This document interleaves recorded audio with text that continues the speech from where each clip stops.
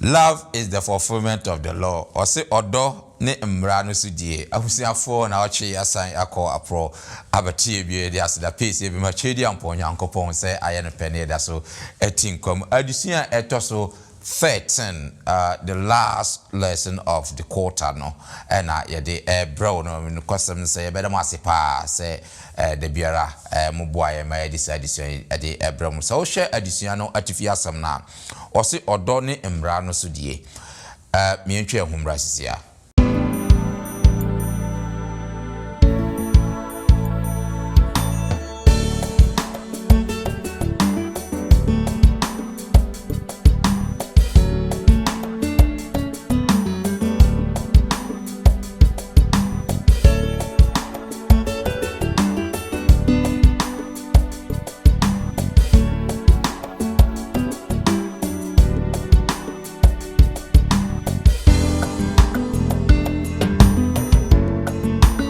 Sometimes na enim say odo gina baby na emra so gina baby. Okay.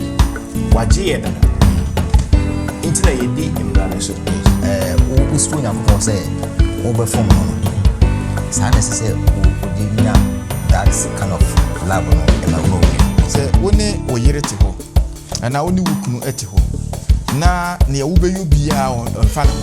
But waka trust in ni ntem na but unfortunately Omande share adofo no mo abusianfo mo amohwe ne mo amuti nyinara ye mamo akwa aba na afi de nsia so nkonso na me ngaji kopa Yesu Kristo so de ema mo nyinara ye beda mo aseso nkokwan so nso se da biara da mo mafidie de to London Ghana Menda for Sabbath school and afi chosemu empensempensemu na ocha sako apro abeto yembio sana bosom miensa akọ asan aba beto yembion kwata mu nyinara ye share edition ase no ene ne di awie ya ye de ebro tie wa edition etoso du miensa ye de mu pensempensem mu no e de bro sanse maboafo no aye krado sambre yi but answer na no ma yenkuti enwumu imfree ready mix for homra sisia.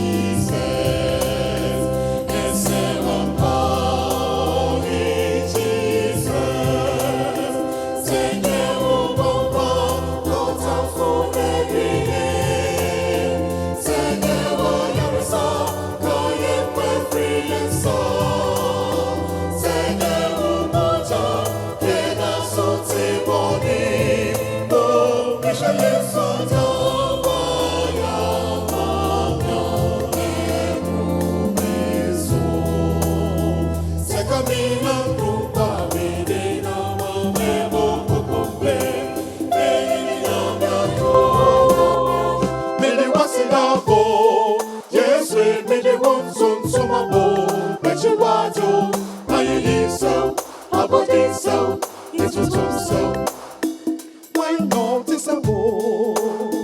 Jima phone yeswe Beji wajo Aye yiso Abode so Itu so Say ya sida mawana yensungu yo Beji wajo Kachachi Aye yiso Abode so Itu so Ese wampa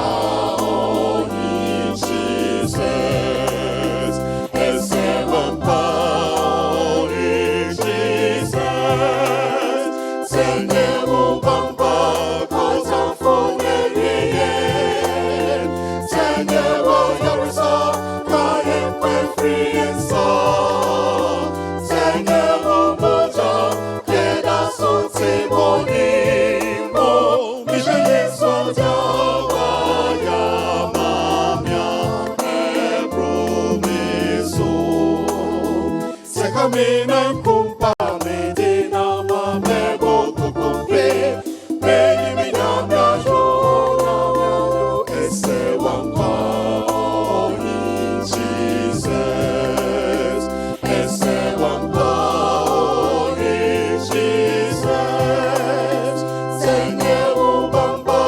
kotam fonye niye Senye wa yarisa Kayen kwe free and soul Senye umoja Lena soti monimbo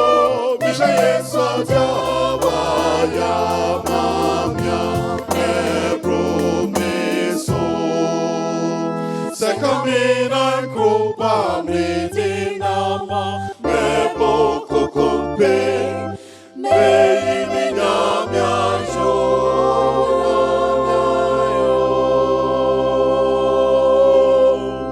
yeda yenuanom ase enwuma omode abre yenyi ene na mede asede ni kabia so ebema adwuma kuo tuturu mienu a omofasa adwuma yi ya omoyi kire amansan enyina no 3ABN Ghana TV na Hope TV so omofasa adwuma yi ede kowiase afana nyina ede ema na se ne ede bia ye no yeso se wuti na wo hwe na wo mo bia de bebo sa adwuma kuo ya hwe yemfoni nani wo number egu hono mo fa na frɛ obibeje so kakra bia betu no fa bo sa adwuma kuo yi na nam sa yeso ma onyankopon so atimi ehrawo me ba fidua mu hasia me wo akudamfo bi wo ha mo ba babo na nde adisen yede mu mpense mu ade abremo me de mosomfo Bismarck Mensa ende me sign ewo enua Foster Chum eka ye ho aso pani Foster e mo akwa eda asese enen so watimi abeka ye ho me call manimu a Sister Agnes Tete enso na eti onu sage ye mo akwa enda asese enen so woni yen ewo ahase na fe yenua John Mensa Thompson so na eka ho wo honum pani John ye mo akwa great that's the same so what me abana eto no akra no eye Elder Hansen Asamoah Elder Hans e makwaba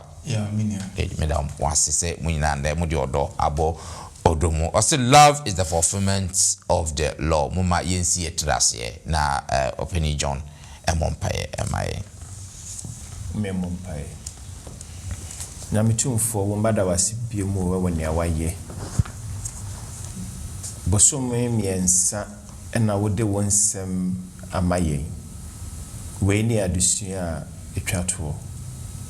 ebebo adusua nyina tofa miesro ne serade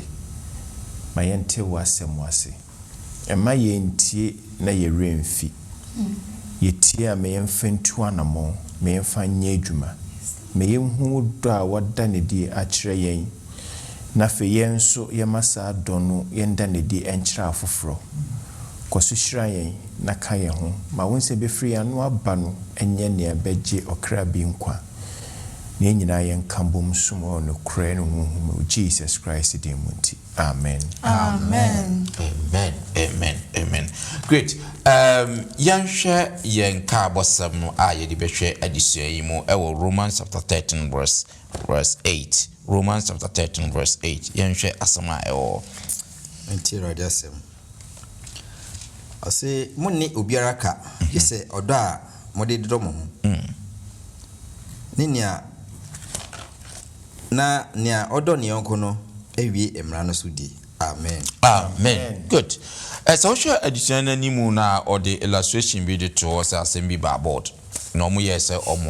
can be asem eba border na was a asafono transi na board no she na omoka sene esichiro obi sha to ka say eh sa asem we de yemfa odo ne ademu ye emfansi agina wo was say ye kan sene e was say kana na say oyesofo no nwanwa say eh asafo na ye beka obi a sebe ebia bibi ankoye e wona brabo mu na eno no ye mayemfa odonka odon so na ohwa Kristo sum nyina odon na agina odon na ye ne fapem na obi hu ba asem na se yemfa odon ka de ende na asafo no ye be kone most at times no sa na ya adwene etaye sensem bi wo ho de amemfa odon asem enko but we Kristo ni ana se Kristo ye ni nyina no eche se ne fapem no agina e friends odo so no kwasem se abusiafo ye ba be hwe se ne Paul nso otu Roman for se wudi na se odo ne embra no so nyina sudi odo nti ye be hwe ha wa Paul kan asasem we ni ene sene yemfa sasem we ni sene yenso ye mmobrai wo sasem yi mu ne sen na yensi yenye no because sometimes na enim se odo gina baabi na embra nso gina baabi but say Paul hu se odo no ye se wudi embra no so sen na yen we sasem we ne sen na yenye no na maboafo no beboa ma ye papa sasem we mu na fe ye dia ashura sa kota emu nyina adusua no eso nti yan hyase ewo odo ne emra no anase odo mra no ye hwe the law of love ye hwe eno first we ye medical hwe senesa into semite Exodus chapter 20 from 1 to 17 yen kan kakra na ye hwe senesa into semi eche na fe yenhu okwan ya befa so na afi nhyehyɛ wo sa yitosem yakasa ho 1 to 17 Onyankopɔn ka nsɛm nyinaa sɛ meni Awurade Onyankopɔn a meyi Misraim asase so kwa fie mu nya anyame foforo bi enka me ho yes enya ohoni biara ana ade a ɛwɔ wiem ɛwɔ soro ana nea ɛwɔ asase so ɛwɔ fam ana nea ɛwɔ nsuo mu ewa asase ase enseso biara mfa enkoto won na enson won na me Awurade Onyankopɔn me Onyankopɔn ni kunfo a mitua nananom enwuyo so ka me fa emaso kosi awon toatoaso miensa ene nan a o time so na me empempemo a odome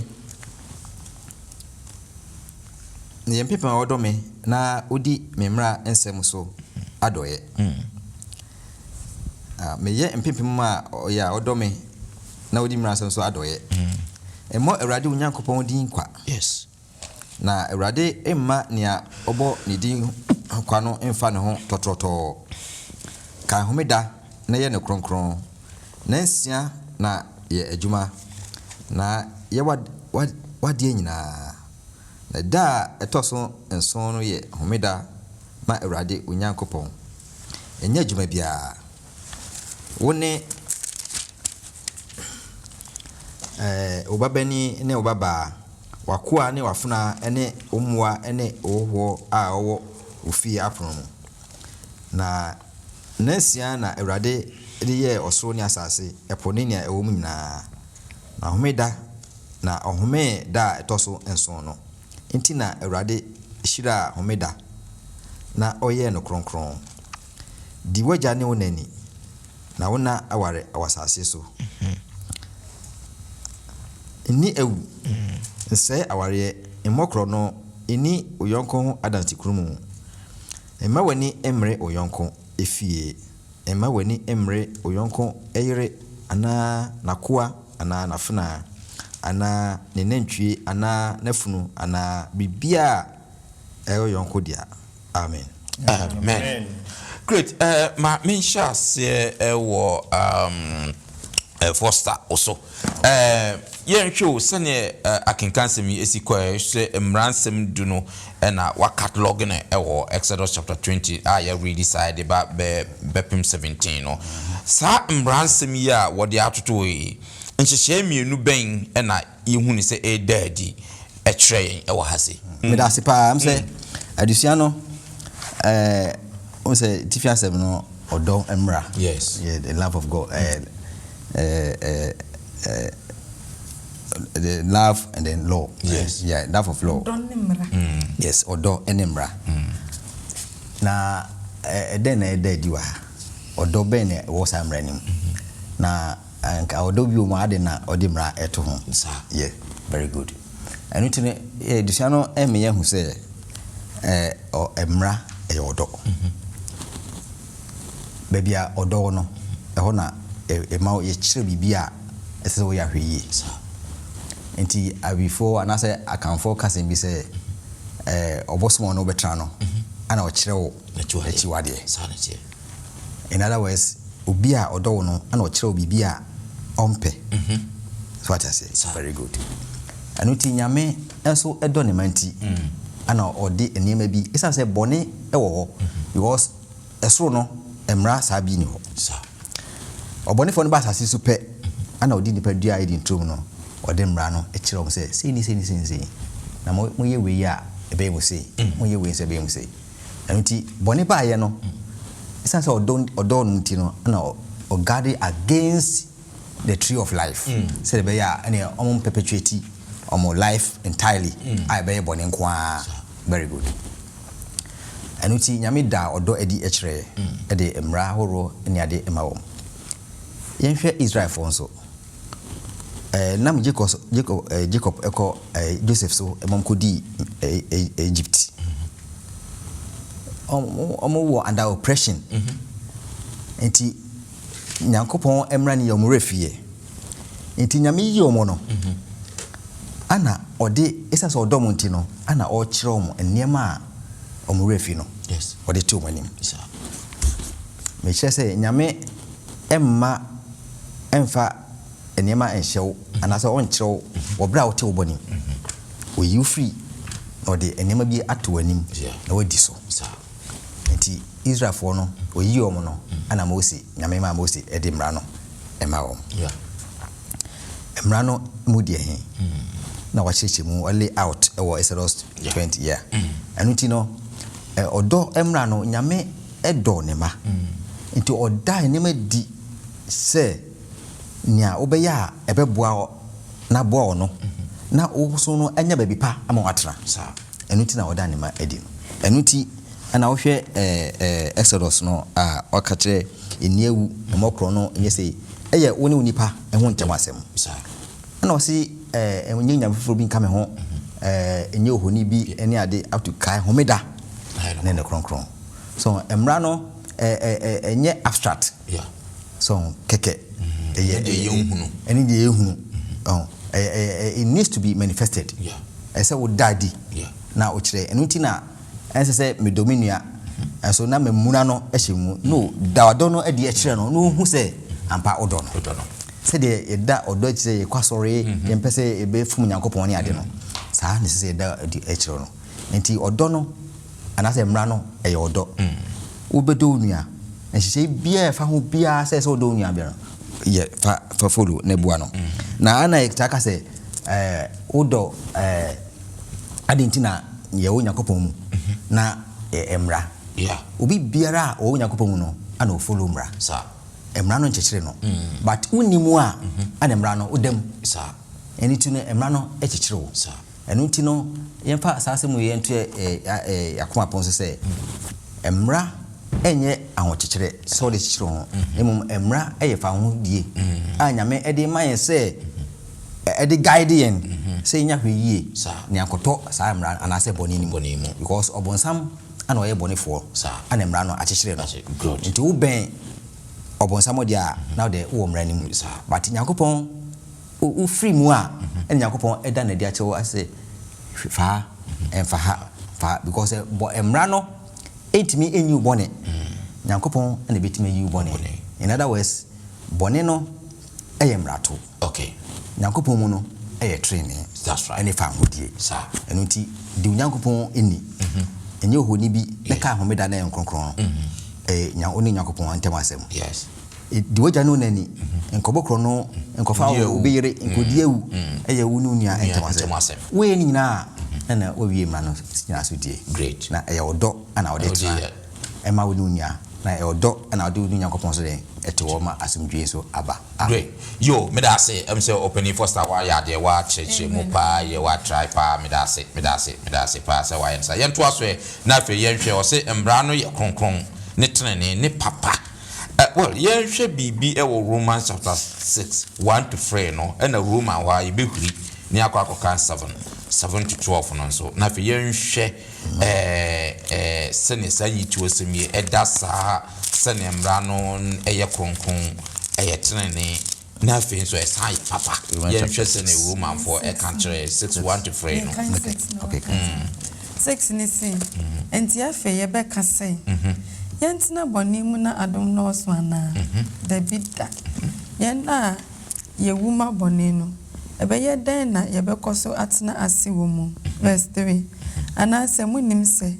ye mu dudu a obo yen esuko Kristo Yesu mu no obo yen esuko ni wo mu amen good yenhwe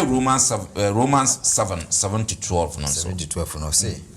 enti afi ye be ka say emra na ye boni ana da bida na emom se nyemra no a aka minim boni na se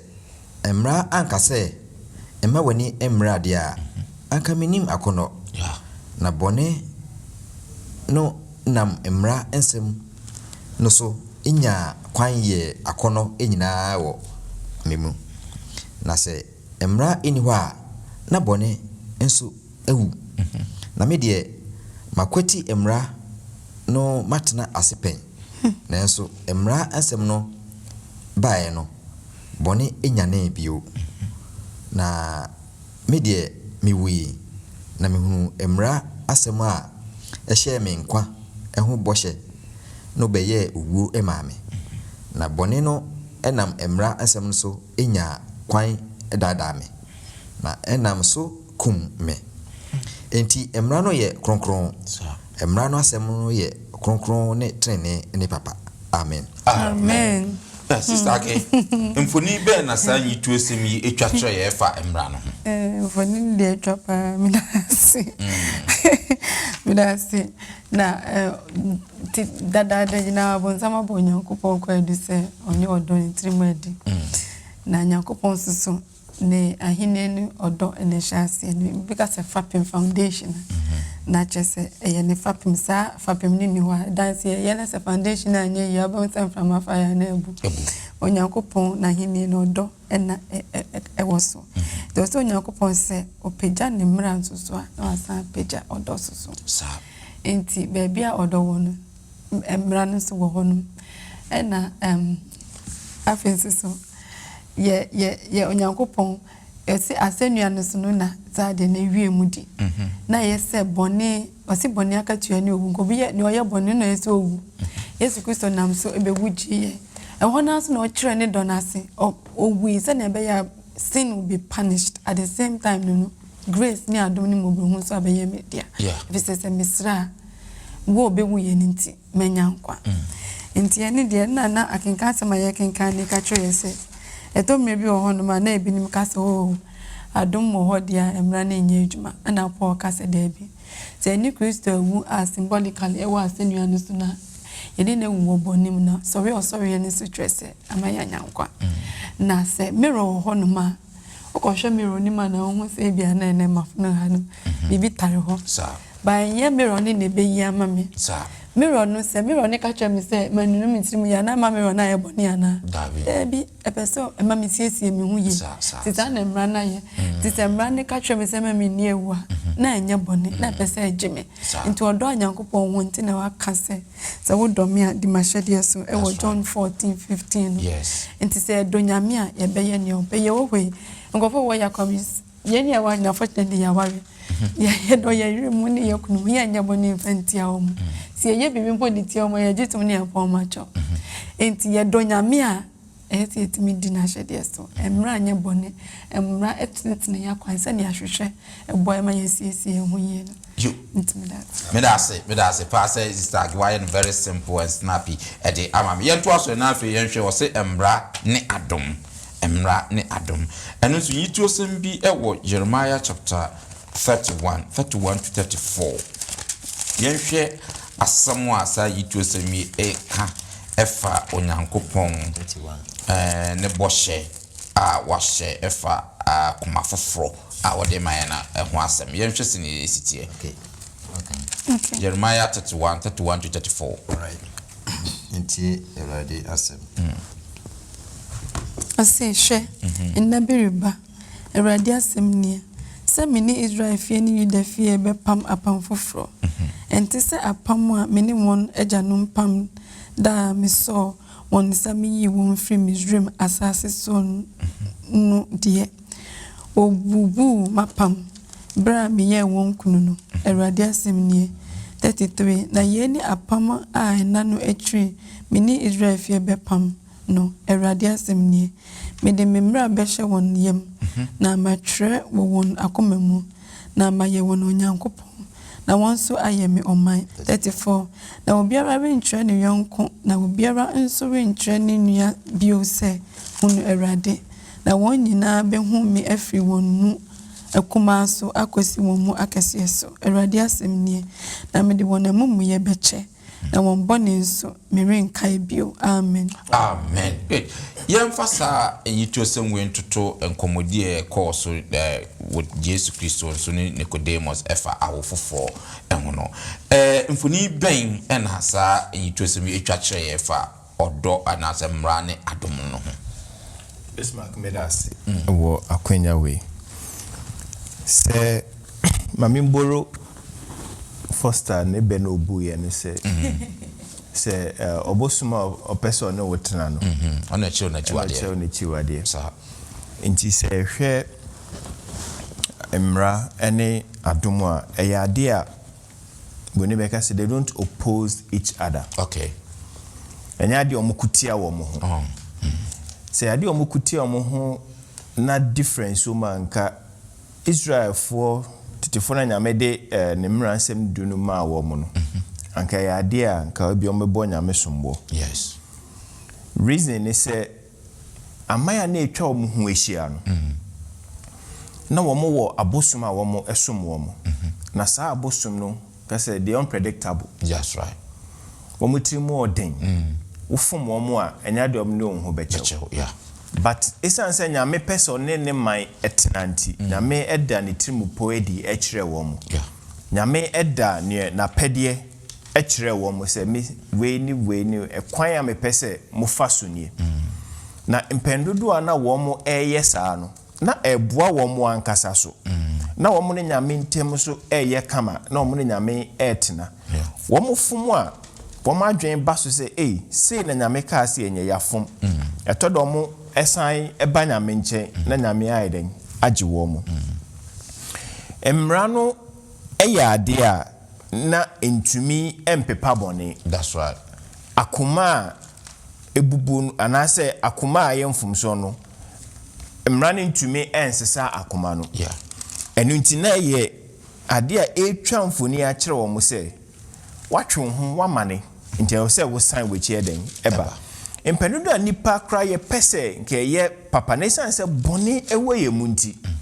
enyoma ntumi ensesa amayen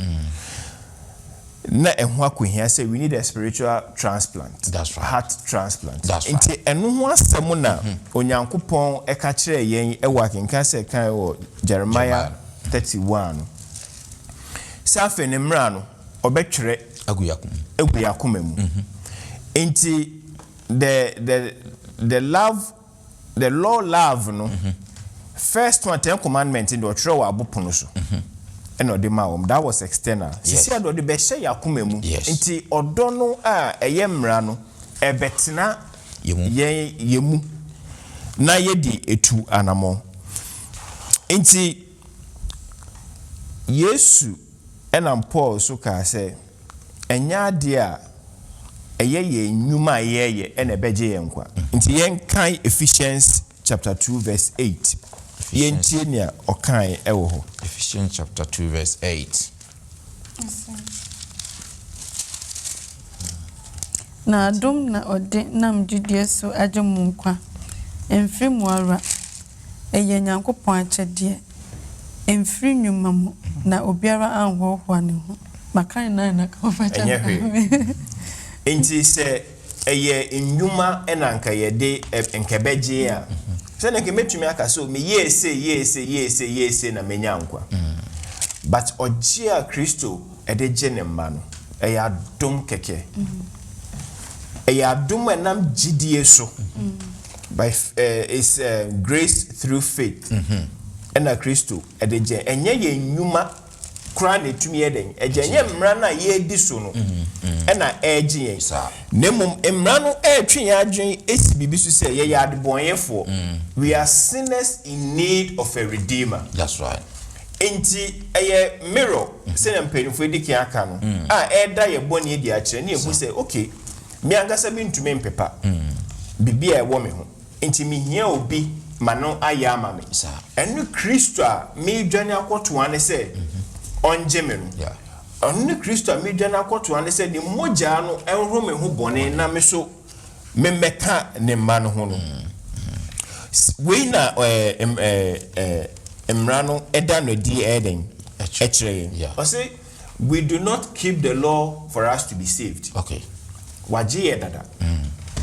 Intina ye di emra no so. Yes. We do not keep the law for us to be loved. Kristo adoye dada. See that's ye di bonye for kra no. Kristo ebewu ema ye. Nyame edoye. Enu intina ye di emra. Na say ye di emra no so na nyame abedoye. Sa. Nyame adoye dada. Intina ye ni nyina no eye se emra no direct e kire ema ye hu odosuban a ewo nyame mu a ye nso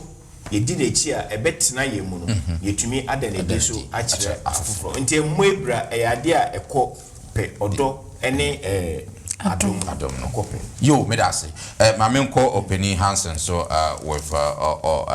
we na fe on fa bi so with the asi babia asi yenhwe odo ne emra no sudie no se ne enka basam no ekaye no yenhwe eno ankasa but yen read Matthew 23:24 no so enka ho na fe mema opening Hansen embra mu wa say Matthew chapter 23:24 right see munue matrefo ne farisifo nyachomfo se muyi eme ne nunum ne tete ho entuso dudu ema na mugya emramu nia esombo no atemu ne mobrohu ene gidie ye na anka esese moye na munya baako no enso akwankyerefo anifrafo a mosone eyi enwansena etwene na mommene yoma mun asi great but so obetimi Deuteronomy chapter 5:12-15 so aka ho a Deuteronomy chapter 5 verse 12-15 I say de humeda na hweye no kronkron senya Awurade Onyankopɔn ahye wo no enesia na ye adwuma na ye wade nyina na eda etoso enso no ye homeda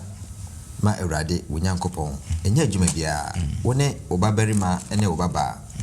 ne wakoa ene wafuna ene onantwie ene wafunu ene omwa nyina ene woho ene a owo ukrum apono mu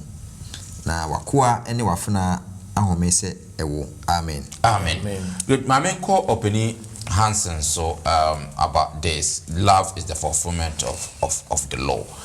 with the yakin kan yi ne previously no nyina no if we need ben na we twatwere me da se manage say kotai yesua Onyankopɔn do ene ne pepeyo eho asem na yede ba wiye enso emba wiye if we say there is a lot. In fact, we the basics of all our studies. Ne ye nyina no ejina nyame do so.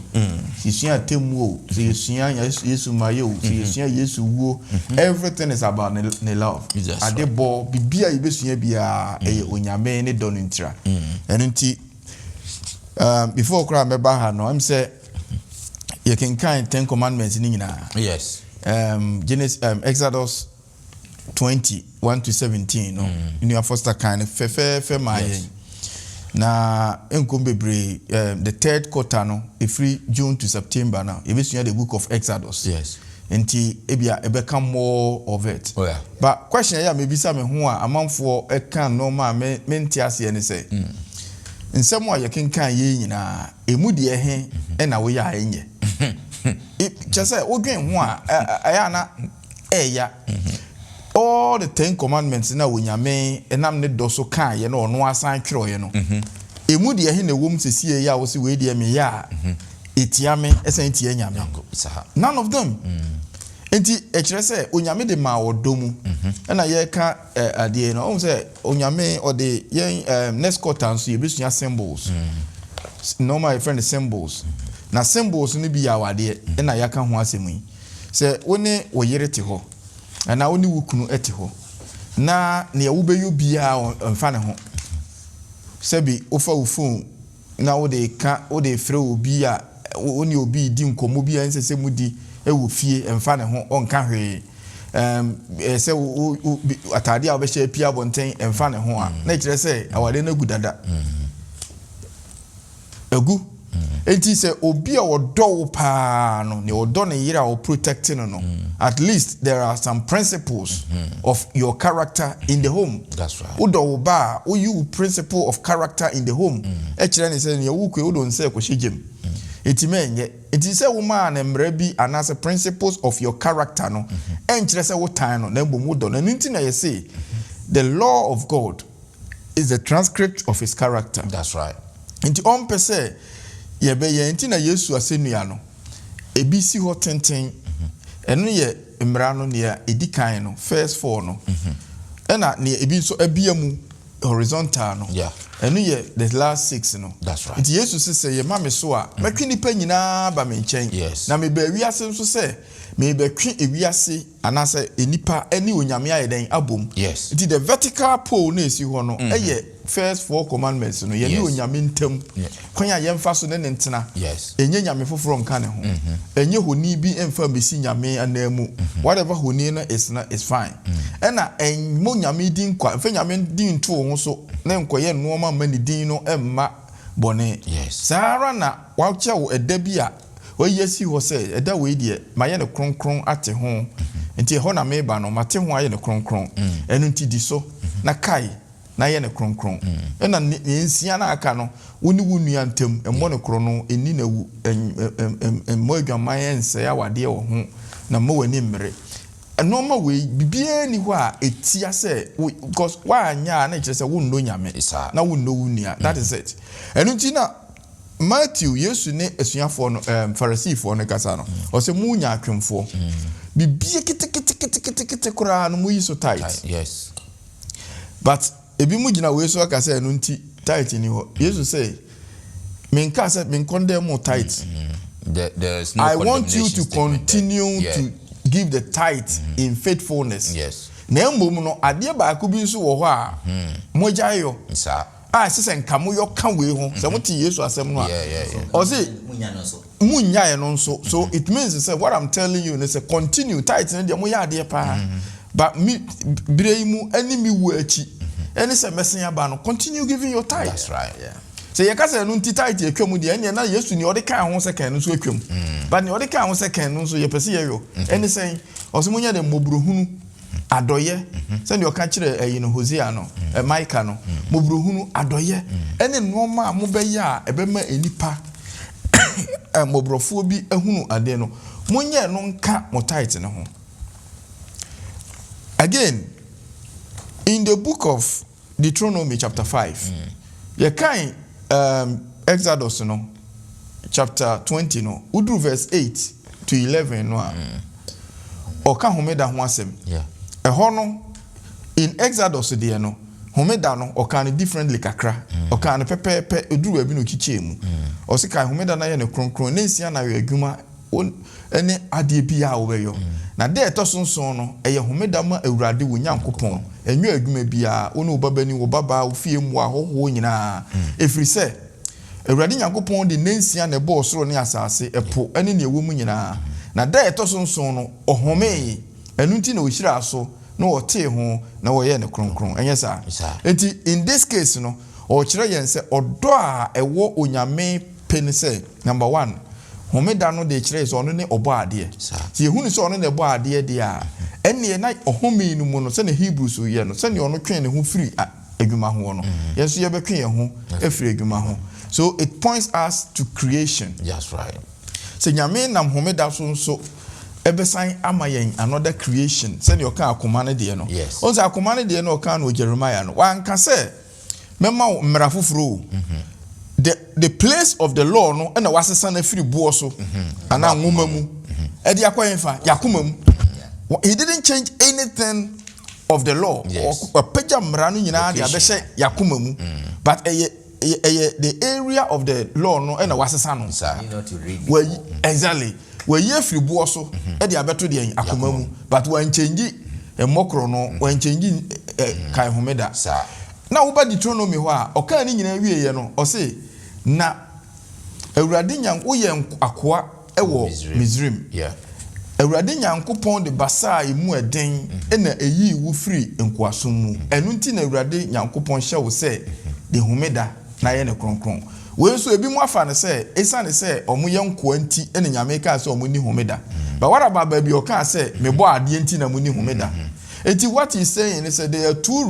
main reasons for the Sabbath in the law. Yes. So onyame na bo ade number 1 and ono so na gi ye free nkoasom mu bone nkoasom mu number 2. Yeah, redemption. Redemption. Enu nti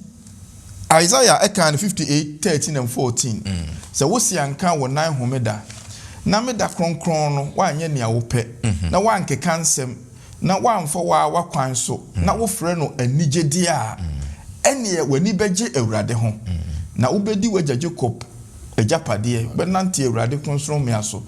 This is what the Sabbath in the law no ekire ha wo nyame do yen. Eti kanyakopon betumi amaye mra without giving us the Sabbath. That's right. But uhwe Sabbath no nko a ade ye maye ne se e maye home efiri ye nwuma ho. E maye disconnect free wiase ni mu kootwa ni nyina e de yadwe kosi obo ade ne so.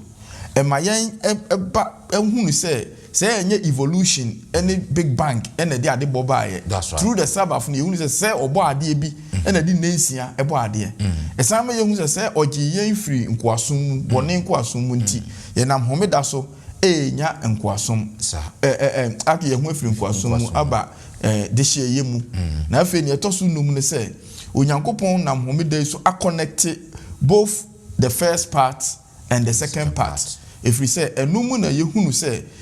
onyankopon no yekɔ ne nkyɛn a we are invigorated or sama yen adon foforo bi. Enu nti the love is the fulfillment of the law. Say ye fulfilling say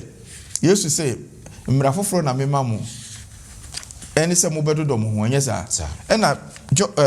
Paul so aka ewo yen kai bosem no mu say wo san kan ka bosem no a o se mon ni obi aka you all no one anything except to love one another. Eni se mo bedo do mo ho enu na titenia otimi do ni nua no na wa den wadi mmara ni nyina so. This is what we are talking about. Love for God for the first 4 and love for other man for the last 6. Na enu no e kire yen say adofo ema obi na da say emra atwam emra ayese no ya chekire ni nyina mu emra no so kura no in the Bible no ye wo emra hodo bebre ebi eda so ewo ho a ebi atwam enti nyame ennom yen na 13 Sabbath ya 13 weeks ya ye de asua wo nyame do ne pepe ye no ye hunu se ye di ne mra nsem so no se ne mini atom kai no enye se ye di so dia konya nkwa but ya nya nkwa nti ni onyame aka bia yebeyo yo medase yenhwe yedi awieye na fe yenso se ne chenso no monodom ho eno de yebekwa akohwe James wasem bi edima yen wasasem yi ho James chapter 2 verse 1 no kopem 9 no o asem bi e de man na fe yemfa nsoro edusua no so kra ti first me say before ni ahiafo menuanom mumma nipa anim hwe ni ye nyankopon Yesu Kristo a woye enimonyam ra no gidie no inni afra na se onipa a wo hye sika mpatia ne atade fefe ba mo hye adan mu na wo hia ni nso de atade tantan ba ho na mo hwe de wo hye atade fefe no na mo kase wodie tena de eye ha na mo ka tro hia ni se wodie gina no ho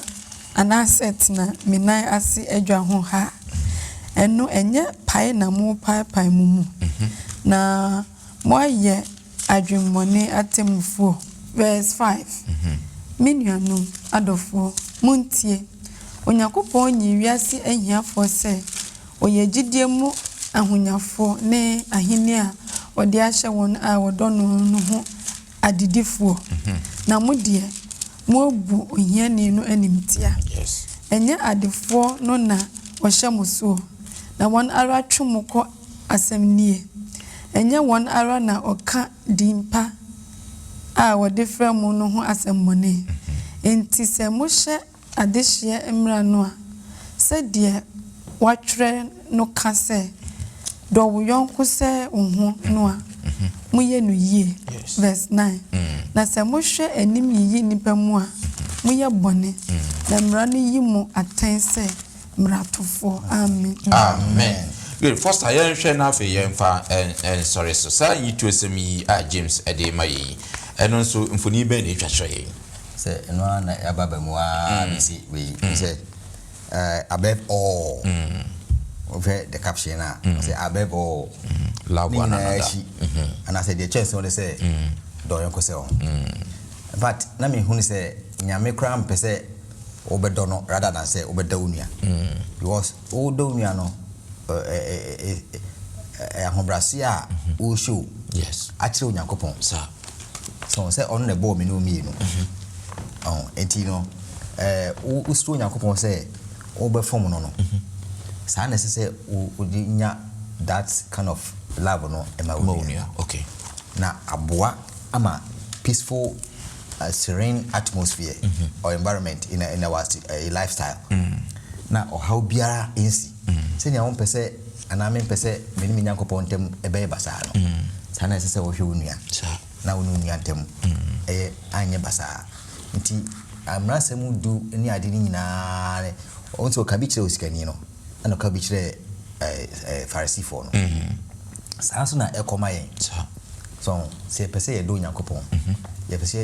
ye kwasore ye sum nyame ye den ni nyina ne se onipa na one ne to no do no na wo do no no na esisi kwanpa ema wo dachi ana se esisi baby pa ema wo dachi a nyame baba fan ma no ni nyina so yetimi akobi enuti no traun wo asumdwem sa enu nua sa enu yonko sa emfa hone one ne nkwasore sa emfa hone obi a one ne ethnic barrier yes bia ese we one no obi a irrespective of the person regardless of the background or whatever yes it was grow ne amsompa ene wakoma mu ne amsompa ene nyankopon hwe se obada nadi achire unia me da ase opening foster unfortunately we say ne nyame pese nya na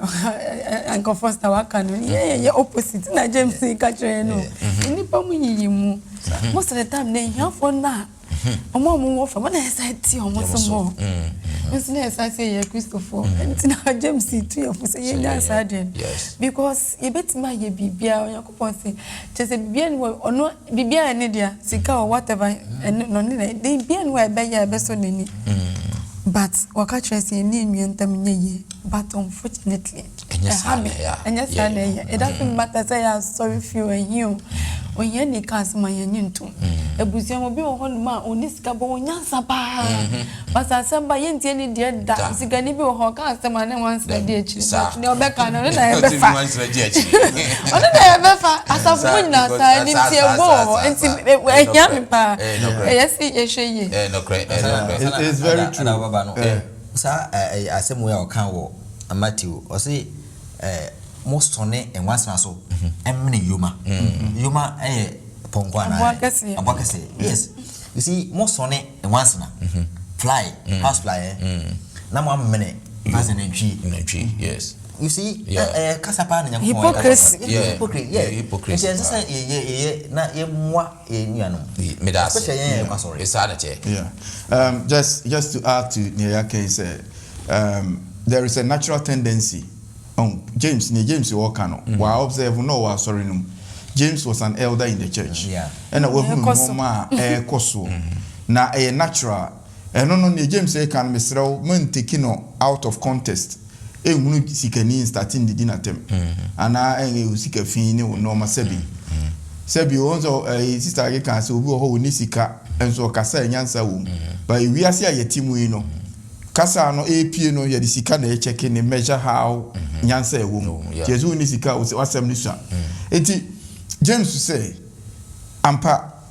nipa omuba ayi no odo no aye ka ho asem no oba o sha atade gold ne no ma na wo di bia mo de no be hoahoa no de natena ayi na ne onni bie no so mo ye what James is saying is let's be par yen kase ye obi so basa obi usika ye ignore no ba bia ni die wo no ye fa ni die ma it doesn't matter how it is no but at the same time no it's not like ye bu obi animtia because of ni here then na ya elevate obi o sika but ye mani die no nye on the level say o sika o ni sika o na tade afi enye fi o no we make it look say ye nyina ye equal estimation na ye mfanye eno na o ka say ye dis anoma no so a na ye wie the laws fulfillment because normal bebre wo ho a ye wo hwehwe ni mu kwan so a enye nyame na ehwe ne sa but yetimi ye no say okay ne mra mi di so yi enye se mi di so akonya nkwa ba nyame age mi nti na mi di so dia ene wunu ya so nyame koje no no wo de obuo ni die ebe mano na wa mo obi talking because of the status social status nti yo madam ye also condemn say who si can so a bone no me I'm talking about the treatment I'm not talking about a word or a very humble down to earth we think say or the bois for safon na ye can exactly in fact through our trust no minim baby our trust am condemn sika whatever nyankopon yesu kan na bia he said in contest and na wo hwe contest na ne baby o free ba na enye se or condemn so obi we sika enti bone and I don't think anybody has made a statement suggest to say to be wealthy no bone but we only talking about discrimination whereby you be treated on on pari passu level print ni beka pari passu on equal estimation yen kwakase obi die because of ni hianti and as an atade shinti on deserve say kunwa we obetena so and say bibisa na sana ye pese ye kire wa hase but sabe say na we your defo a won't open and amebo we are the once of people for young additional I say na ye the whole of the quarter no ye no wa hwe onyankopon do ene na tentene ne na se ne perpere ye no kwasem say additional aye kama pa ye wie additional nyina akota 13 weeks ni ene ye sha se ye hu onyankopon ne do no ye free or the maying free ye hu onyankopon ne do ye hu se ye covenant ye apam edo to de bia ye nso ye wo apam ya de a won so watch fa bia we say won so we na fi advantage bia e wa pam no won so I enjoy ye hu enu nya na fi ye hu okwan be fa so e bitimi a please nyankopon e bitimi aye ma ye nso ye ne etimi aso ana nyankopon ni aso yen sa na ye hu se onyankopon wo ye passion or passion or say compassionate ye hu se onyankopon wo tima na fa so sa ye ayemye onyankopon de na hu se onyankopon the wrath of divine love onyankopon ne don to da bia na abufuhie na ewo mu no enye abufuhie ye die we bi obaye odo a owo maye na ne yem hyehye yen se obonsam be wia ye ntine to da bia na waye ne sa na afi o se onyankopon odo na afi nso no ope atentene then ya be hu bone ne how bia bone everybody na afi nso ya ba be hu se ne onyankopon ne do a wode maye free lo sene no so esitie dan afa babia be hu amansan nyina ntawantawadie no dey hu be 3-4 weeks ago na fe yababe twaso say rules of engagement akudie no embra ho ntonto adi eda obonsan no nyankopon tem no embra da ho se ne ye ka no akoye se boxing bo no